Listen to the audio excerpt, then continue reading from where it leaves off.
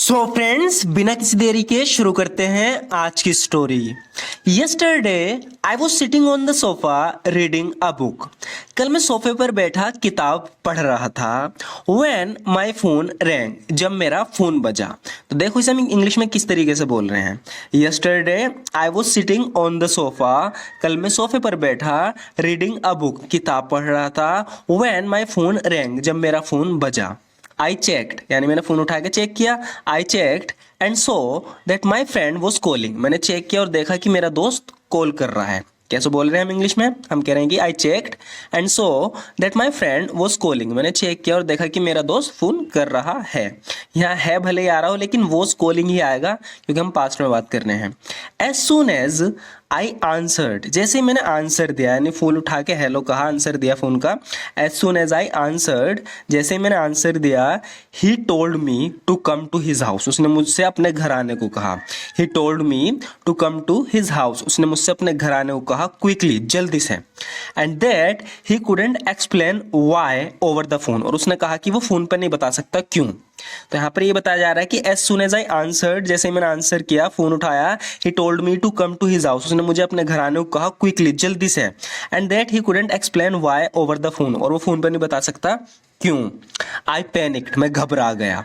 आई panicked यानी मैं घबरा गया। क्विकली लेफ्ट माई हाउस, जल्दी से अपने घर से निकला। निकलने के लिए हम यूज करेंगे लेफ्ट का, यानी घर छोड़ के जल्दी से घर से निकला। आई पैनिक्ड, मैं घबरा गया। क्विकली लेफ्ट माई हाउस, जल्दी से घर से निकला। And started walking towards my friends house, और अपने दोस्त के घर की ओर चलने लगा। And started walking towards my friends house, और अपने दोस्त के घर की ओर चलने लगा। When I reached his house, जब मैं उसके घर पहुंचा। When I reached his house, जब मैं उसके घर पहुंचा, there was a crowd gathered, वहाँ भीड़ लगी हुई थी, यानी जो भीड़ थी वो इकट्ठा हुई थी वहाँ पर। There was a crowd gathered, भीड़ लगी हुई थी। And some police officers were standing there as well, और वहाँ कुछ पुलिस ऑफिसर भी खड़े थे।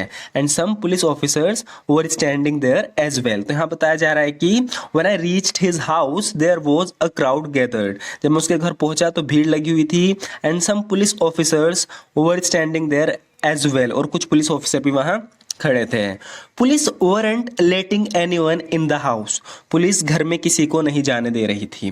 Police weren't letting anyone in the house, यानी पुलिस घर में किसी को नहीं जाने दे रही थी। So I asked some people standing outside, तो घर के बाहर जो कुछ लोग खड़े थे मैंने उनसे पूछा। So I asked some people standing outside, घर के बाहर जो लोग खड़े थे मैंने उनसे पूछा व्हाट वाज गोइंग ऑन, क्या चल रहा है। व्हाट वाज गोइंग ऑन, क्या चल रहा है। But no one was willing to talk, लेकिन कोई बात करने को तैयार नहीं था। But no one was willing to talk, लेकिन कोई बात करने को ही तैयार नहीं था। But no one was willing to talk. That's when, जब मैंने, दैट्स वैन यानी उस वक्त मैंने, आई कॉल्ड माई फ्रेंड, उस वक्त मैंने अपने दोस्त को फोन किया। That's when I called my friend, उस वक्त मैंने अपने दोस्त को फोन किया। एंड टोल्ड हिम, और उसे बताया, आई वॉज आउटसाइड, मैं बाहर हूँ, द हाउस, घर के। तो मैंने उसे फोन करके बताया कि told him I was outside the house, कि मैं घर के बाहर हूँ। and the police weren't letting anyone in, और पुलिस अंदर किसी को नहीं आने दे रही।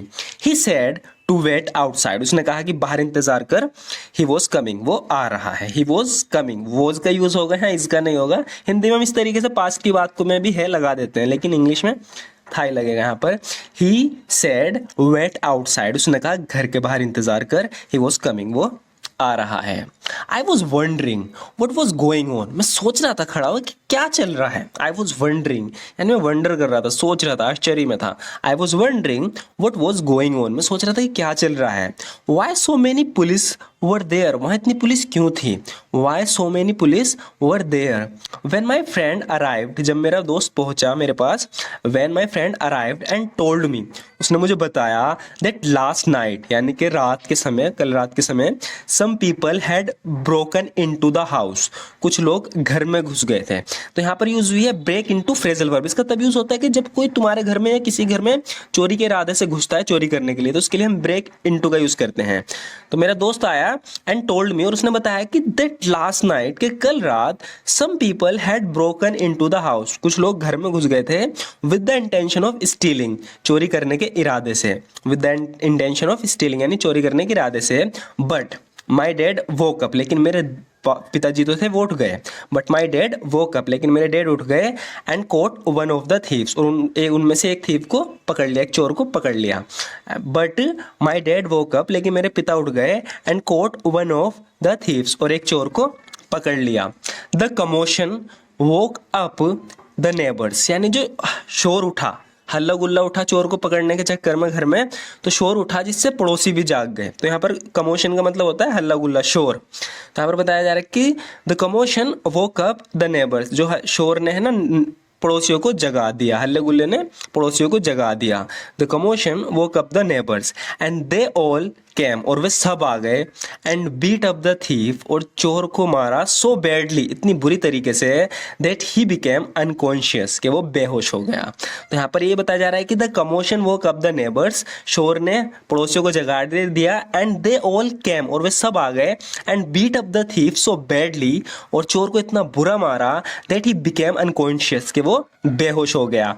आफ्टर दैट, उसके बाद, द पुलिस अराइव्ड, पुलिस आई, took the thief to the hospital, और चोर को हॉस्पिटल ले गई, यानी अस्पताल ले गई।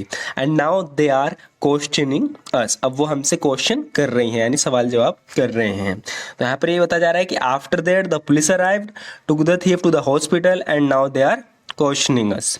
सो फ्रेंड्स, आज की वीडियो में बस इतना ही। आपको ये इस तरह की वीडियोस कैसी लगती हैं ज़रूर बताना, कि आप इस तरह की वीडियोस देखना चाहते हो, यही बताना।